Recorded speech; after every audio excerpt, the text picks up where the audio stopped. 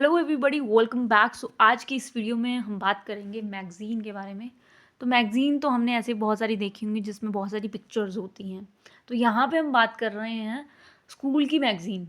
तो स्कूल की मैगज़ीन ऐसी मैगज़ीन होती है जिसमें बच्चों की राइटिंग एक्सप्रेशन को ऐड ऑन किया जाता है ताकि उसको बूस्ट अप मिले अपनी लाइफ में कुछ अच्छा करने के लिए। तो स्कूल मैगज़ीन में एक स्कूल का पूरा ब्यौरा होता है जिसमें हिस्टोरिकल डॉक्यूमेंट होता है जिसमें पूरी स्कूल की ग्रोथ लिखी हुई होती है कि किस बच्चे ने क्या लिखा है, उसको क्या कितना वो लिख पाएगा, कितना उसके अंदर एक्सप्रेशन, कितना वो उसके अंदर टैलेंट है। ठीक है, एक तरीके का ये एक तरीका होता है बच्चे का टैलेंट को बाहर लेके आना। बच्चे के अंदर जो टैलेंट है, लिखने का टैलेंट है, उसको फोस्टर करना, मतलब कि उसको और तेज़ी से आगे बढ़ाना। स्कूल मैगज़ीन होती है जिसमें एक हिस्टोरिकल डॉक्यूमेंट होता है किसका, स्कूल की ग्रोथ का। स्कूल में कौन कौन से ऐसे बच्चे हैं जो अ, अच्छा लिख सकते हैं, अपना राइटिंग एक्सप्रेशन उनके बेटर है ना। एक तरीके का टैलेंट को उजागर किया जाता है उस मैगज़ीन के अंदर। तो इसमें क्या होता है कि फ्यूचर जनरेशन में जो भी बच्चा मान लो कि राइटर बनना चाहता है या फिर कुछ ऑथर बनना चाहता है, अपनी राइटिंग एक्सप्रेशन को और इन्हेंस करना चाहता है, तो यहाँ से शुरुआत हो जाती है। टीचर क्या कर सकता है इसमें, टीचर का काम बहुत ही ज़्यादा इम्पॉर्टेंट हो जाता है, जिसमें टीचर क्या करता है उसको प्रोत्साहित करता है कि तुम लिख सकते हो, you can write in your own words. चाहे वो पोएम हो, चाहे वो पोइट्री हो, है ना। तो ऐसे एक्सप्रेशन आपको जमा करवाने पड़ते हैं या फिर आपको कंपटीशन होता है आपका, जिसमें जिसका ज़्यादा बेटर होता है तो उस मैगज़ीन के अंदर आपका एक्सप्रेशन भी लिखा होता है और साथ ही साथ आपका नाम भी लिखा होता है। तो एक तरीके का प्राउड फीलिंग होती है एक व्यक्ति के अंदर, है ना। तो एक तरीके का क्या होता है कि एक स्टार्टिंग होती है बच्चे की, यहाँ से उसको बूस्टअप मिल सकता है। तो पब्लिकेशन होती है एक तरीके की, बच्चे का टैलेंट, क्रिएटिव टैलेंट्स को शो ऑफ किया जाता है। और इससे स्कूल की भी बेहतरी होती है और बच्चे की भी बेहतरी होती है। बच्चे की बेहतरी होगी तो ऑटोमेटिकली कोई पूछेगा ना किसने पढ़ाया था तुम्हें भाई, तो ऑटोमेटिकली टीचर का भी होता है। तो स्कूल मैगज़ीन का यूज़ क्या है, एक तरीके का क्या है, स्कूल मैगज़ीन में आपकी आइडेंटिटी रिवील होती है, रिफ्लेक्ट होती है कि आप किस तरह के व्यक्ति हो, ठीक है, आपके विचार कैसे हैं। एजुकेशन इंस्टीट्यूशन के बारे में पता चलता है, यहाँ पे ऐसी पढ़ाई होती है तभी तो इस तरह से बच्चे ऐसा सोच भी पा रहे हैं, कॉन्शियस हैं, है ना।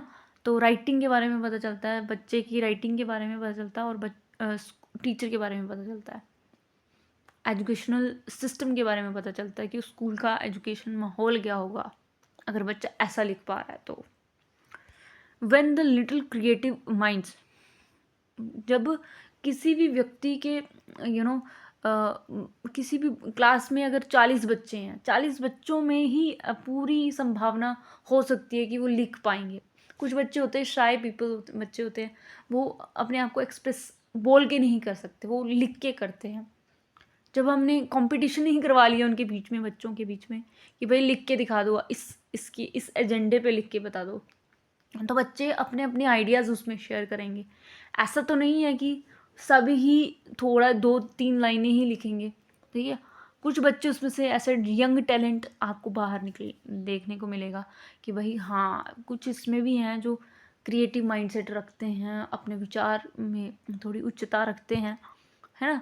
इस तरह से क्या होता है कि जिसका ज़्यादा बेहतरीन होता है उसको पिक मिलता है कि भाई हाँ, मैं कुछ हूँ, आई कैन डू एनीथिंग।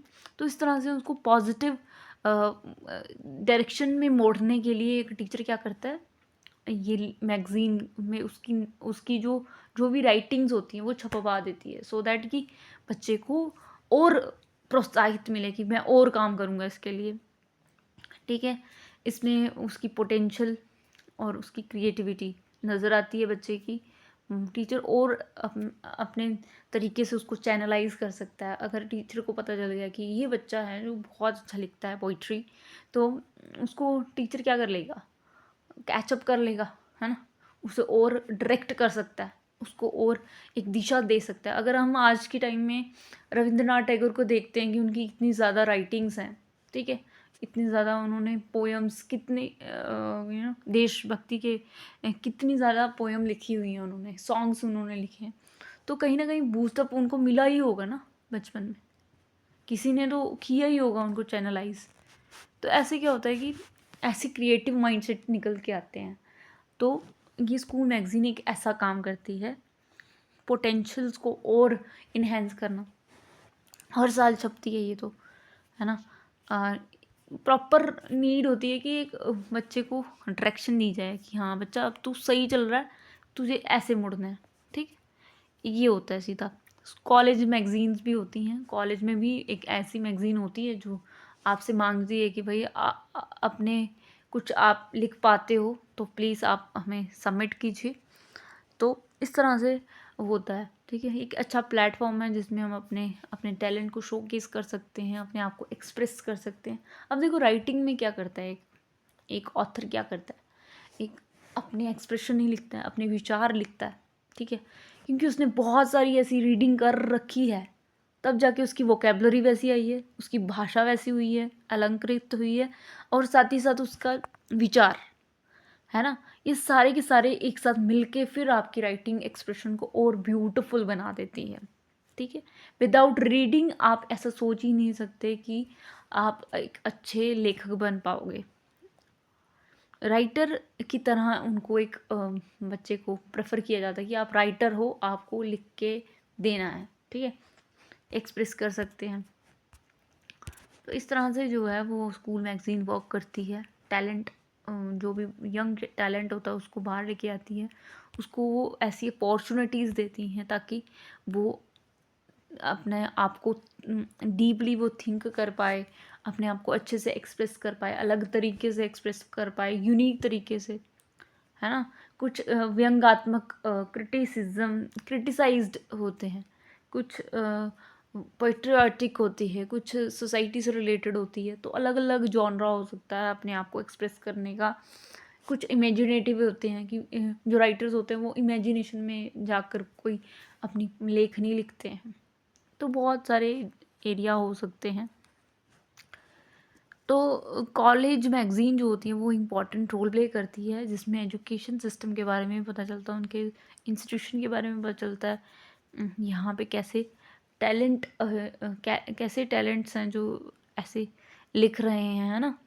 तो मोटिवेट्स सिर्फ आपका एक बच्चा नहीं हो रहा है, उसमें आपका एरिया में जितने भी टीचर्स हैं, इंस्टीट्यूशन हैं, वो सारे प्राइड लेंगे उसका।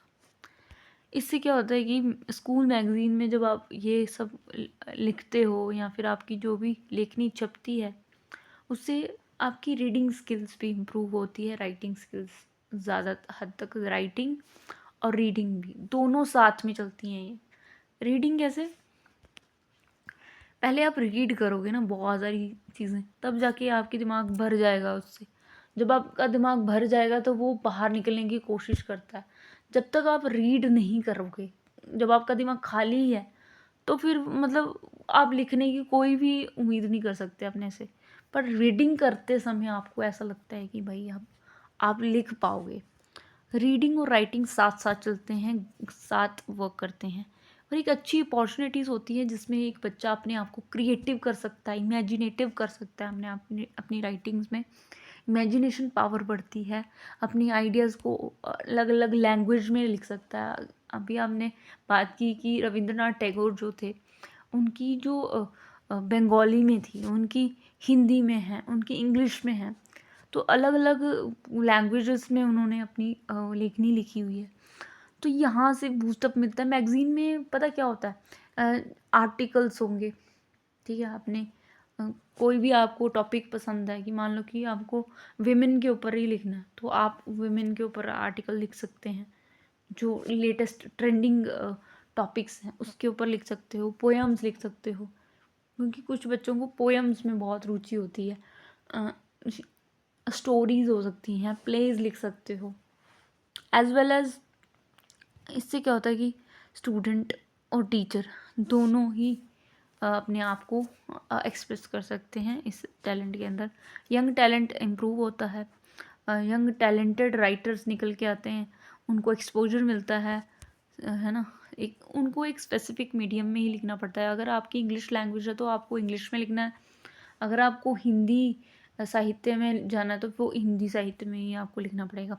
तो magazine generally publish annually, annually publish होती है, एक ही बार होएगी और उस साल में जितने लोगों ने अपना पार्टिसिपेशन दिया होगा उनकी सबकी जो भी एक्सप्रेशन होता है वो उसमें लिखा जाता है। वो भी टीचर भी उसके साथ हेल्प करता है और इस तरह से ये स्कूल मैगज़ीन काम करती है। इससे क्या होता है कि बच्चे के दिमाग वो सोचने की शक्ति, लिखने की शक्ति बढ़ती है। बस ऑटोमेटिकली हम इसमें यही लिखेंगे कि राइटिंग स्किल्स आपकी इम्प्रूव होगी, आपकी थिंकिंग इम्प्रूव होगी। देखो, एक कुछ लोग होते हैं जो सोचते हैं, ओवर थिंकिंग करते हैं। तो थिंकिंग भी कैसी थिंकिंग करनी है, प्रोडक्टिव थिंकिंग करनी है जो आपको इम्प्रूव कर रही है, आपको यू नो आपकी पोटेंशियल को और इनरिच कर रही है। इमेजिनेशन पावर बढ़ाता है, आपकी नॉलेज को इम्प्रूव करता है। ऐसा नहीं है कि कोई चीज़ आप किसी चीज़ के बारे में आप लिख रहे हो, मान लो कि विमेन के ऊपर लिख रहे हो, तो आपको सारे डाटास पता चल रहे हैं, सारे स्ट्रक्चर पता चल रहे हैं, आगे पीछे सारी घटनाएं क्रम आपको पता चल रही हैं। तो नॉलेज भी आपका बढ़ता है। इससे आपकी रीडिंग स्किल्स भी इम्प्रूव होती है, रीडिंग राइटिंग बढ़ती है, कोऑपरेशन की भावना बढ़ती है। क्योंकि क्या होता है कि teaching school magazine also helps the teaching the students the value of cooperation and healthy competition. इसमें बहुत सारे स्टूडेंट्स भाग ले रहे होते हैं। ऐसा नहीं है कि एक दूसरे से ईर्ष्या होती है बच्चों की, सबके टैलेंट को शोकेस किया जा रहा है, तो मतलब हेल्दी कंपटीशन हो रहा है। ठीक है, सेल्फ कॉन्फिडेंस बूस्ट अप होता है, सेल्फ सेटिस्फाइड होता है एक व्यक्ति जब वो उसकी राइटिंग उस मैगजीन के अंदर लिखी जा रही है, तो वो खुश होता है अंदर से ना।